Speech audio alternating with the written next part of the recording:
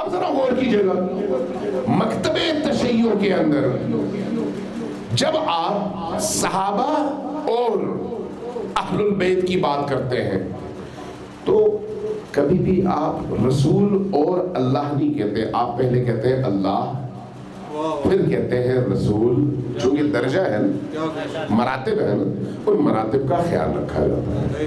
آپ پہلے کہتے ہیں اللہ، اس کے بعد کہتے ہیں رسول اللہ، اس کے بعد کہتے ہیں اہل البیت، اس کے بعد کہتے ہیں صحابہ کرام، اس کے بعد کہتے ہیں تابعین، پھر کہتے ہیں تبع تابعین۔ یہ درجہ بندی ہے۔ لیکن آج کل کیا ہو رہا ہے؟ نبی کریم کے فوراً بعد سب سے پہلے صحابہ، یہ سب سے پہلے صحابہ کہاں سے شروع ہو گئے؟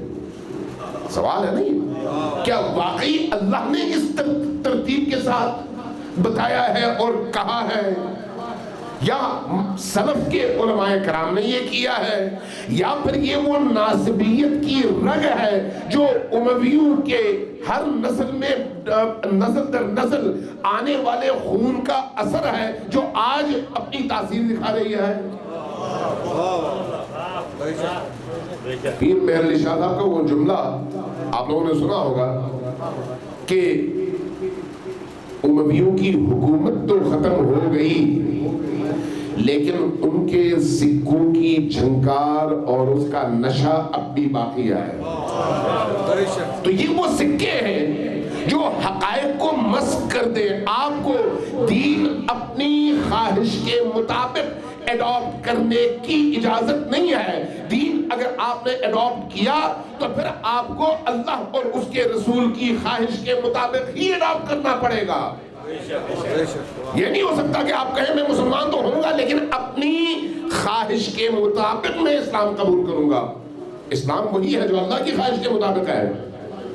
اللہ نے اس لیے قرآن میں کیا کہا؟ ما آتاکم الرسول فخذوہ وما نہاکم عنہ فانتہوا۔ جو کچھ اللہ نے تمہیں، اللہ کے رسول نے تمہیں دیا اس کو اسی طرح سے مضبوطی سے پکڑو، اور جس چیز سے روکا اس سے اپنے آپ کو مضبوطی سے روکو۔ اب ذرا غور کیجئے گا، میں صرف ایک روایت بیان کرتا ہوں، ساری روایات نہیں۔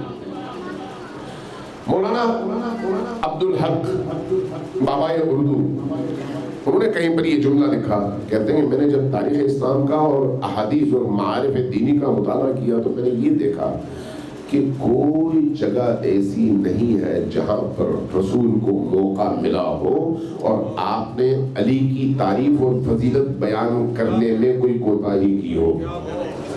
جہاں موقع ملا یہ کام کیا۔ کیوں؟ چونکہ پتا تھا کہ بعد میں آنے والے ادوار میں کیا کچھ ہونا ہے، پتا تھا۔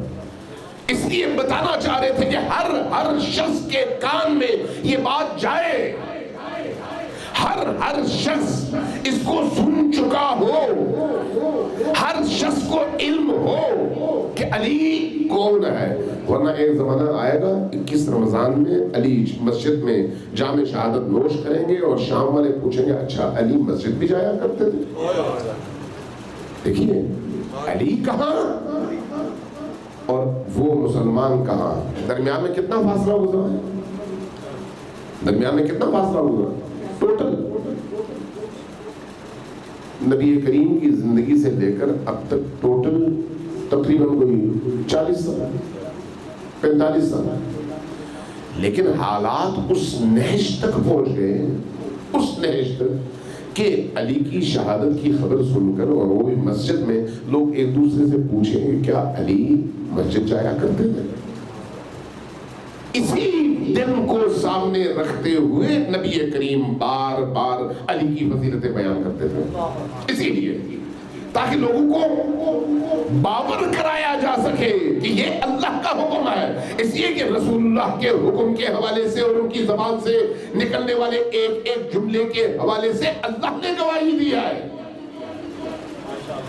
اللہ نے یہ فرمایا ہے کہ وَمَا يَنْتِقُ عَنِ الْهَوَىٰ إِنْ هُوَ إِلَّا وَحْيٌ يُوحَىٰ۔ رسول جو بھی فرماتے ہیں وہ اللہ کا کہا ہوا ہے، اپنی طرف سے کچھ بھی نہیں کہتے، اپنی طرف سے تو رسول سانس بھی نہیں لیتے۔